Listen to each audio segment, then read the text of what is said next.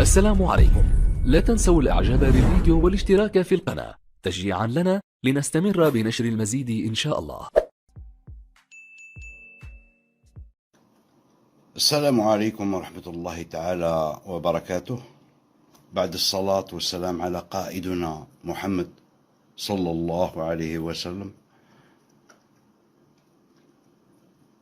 راح نكونفيرمي لكم النبأ اللي اعطيته لكم هذا المرة اللي فاتت، باللي الجزائر ستدخل للمباراة الثانية تاع الدور الثاني نتاع كأس العالم في قطر.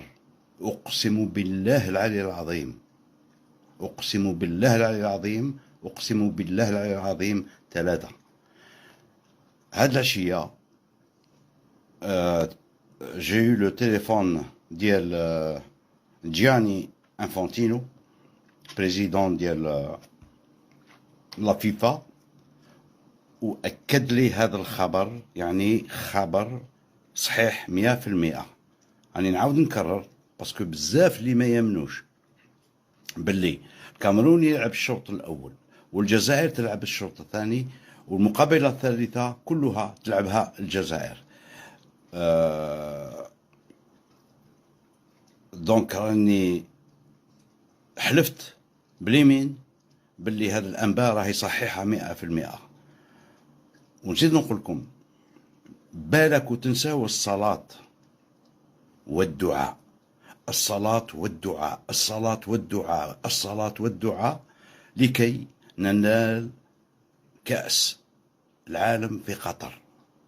واحد ما ينحيه الجزائر هذا الخطر كاش. فوالا على هذا الخبر العاجل وننهي هذا الفيديو ونعطيكم موعد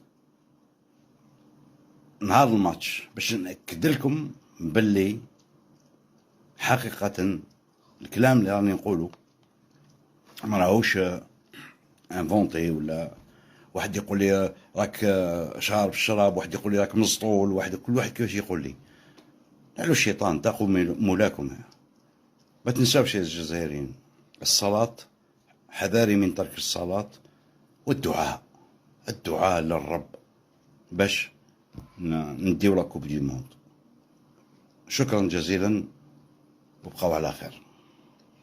لا تنسوا الاعجاب بالفيديو والاشتراك في القناة تشجيعا لنا لنستمر بنشر المزيد إن شاء الله.